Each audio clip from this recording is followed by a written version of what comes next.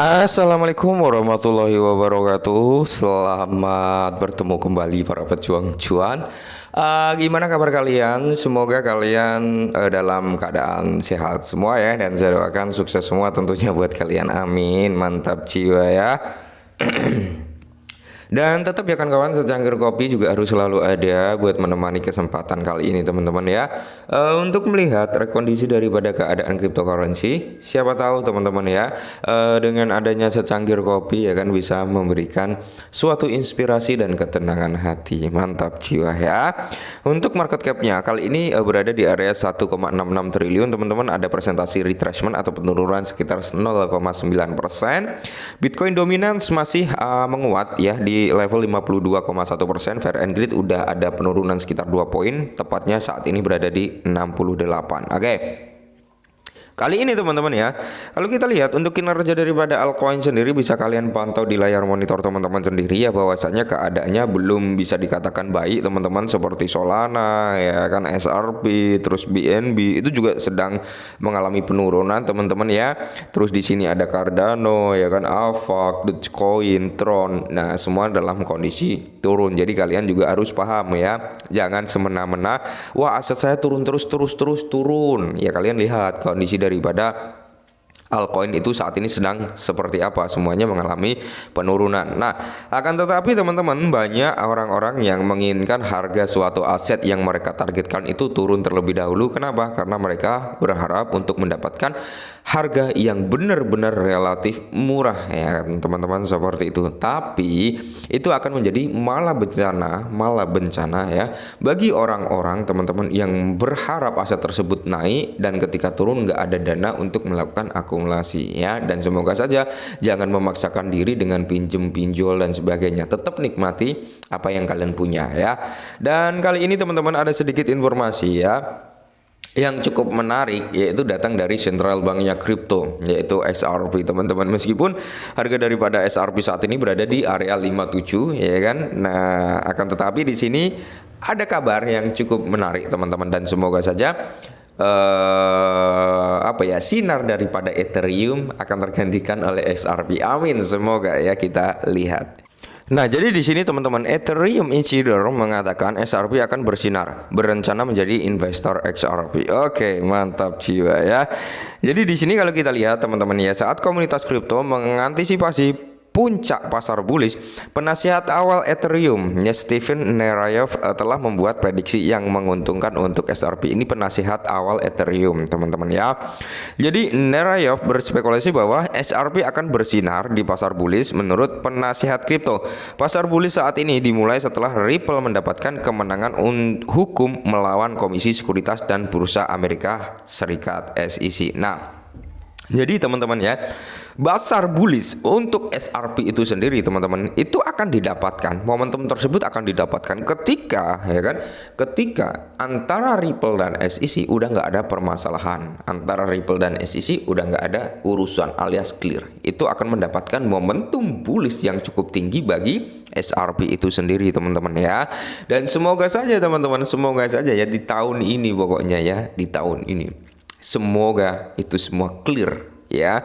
Dan di sini penasehat Ethereum menjelaskan bahwa kemenangan hukum Ripple membantu menghilangkan kekhawatiran tentang ketidakpastian yang mengarah pada dimulainya pasar bullish. Oke, seperti yang saya bilang sebelum-sebelumnya teman-teman ya, investor dulu ya sebelum SRP mendapatkan tuntutan dari SEC itu kan entitas besar di belakang SRP itu banyak teman-teman ya. Setelah SRP ini atau Ripple mendapatkan tuntutan daripada SEC, investor-investor besar, institusi-institusi besar yang berada di belakang SRP ya kan atau Ripple itu mulai menarik dana invest mereka sebesar 80-90%. Mereka nggak narik semua teman-teman, mereka nggak narik 100%, tapi 80-90%-an. Nah, kenapa? Karena mereka takut ya kan, mereka takut karena nanti ketika ada permasalahan dengan hukum ya kan, dana mereka akan cenderung merugi dan merugi. Itulah yang mengakibatkan harga SRP mengalami penurunan yang cukup signifikan dari all time high-nya sampai saat ini juga gitu teman-teman. Nah, Sedangkan saat ini ya, orang-orang atau institusi-institusi besar yang ada di belakang SRP dulu teman-teman, saat ini sedang wait and see. Oke, wait and see dalam artian memantau nih perkembangannya ini. Finalnya akan seperti apa? Finalnya akankah dimenangkan oleh Ripple kembali atau malah sebaliknya gitu ya. Ketika dimenangkan Ripple, maka di sini terbentuklah momentum pasar bullish untuk SRP teman-teman ya. Maka dari itu ya kan saya sering bilang minimal ya kan, minimal 5 sampai 10 SRP kalian pegang teman-teman untuk jangka panjang ya. Siapa tahu kan memang benar-benar the real sektor kriptonya ya, sektor bank sentralnya kripto gitu. Nah, jadi ingatlah bahwa Ripple mencatat kemenangan parsial melawan SEC tahun lalu ketika hakim federal menyoroti bahwa SRP itu sendiri bukanlah merupakan sekuritas seperti yang dituduhkan oleh regulator. Nah, menariknya Nerayov mencatat bahwa pasar bullish saat ini adalah waktu untuk mengejar ketinggalan bagi XRP karena koin tersebut ketinggalan dalam pasar bullish sebelumnya karena perselisihan hukum SEC vs Ripple ya. Nah, jadi di sini teman-teman, bagaimana gugatan SEC mempengaruhi kinerja SRP di bull Maret 2021. Jadi untuk konteksnya, SEC mendakwa Ripple itu pada tahun 2020 ya, mengajukan gugatan tersebut tidak lama sebelum sebagian besar aset kripto termasuk Bitcoin dan Ethereum mencatat rekor tertinggi baru sepanjang masa atau membentuk ATH-nya. Makanya di sini SRP ketinggalan tuh bull run di 2021 karena terjadinya panic attack, panic selling di SRP. Nah, sementara beberapa aset kripto mendaftarkan ATH baru pada tahun 2021, SRP diperdagangkan pada level 1,96 pada April 2021, 50% di bawah all time high-nya. Sebelumnya sebesar 3,4 itu adalah ATH daripada SRP yang ditetapkan pada 4 Januari 2018.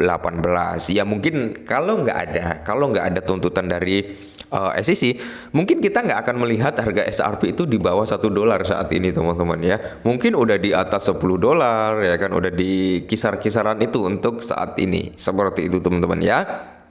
Jadi manfaatkanlah momentum-momentum seperti ini sebenarnya ya.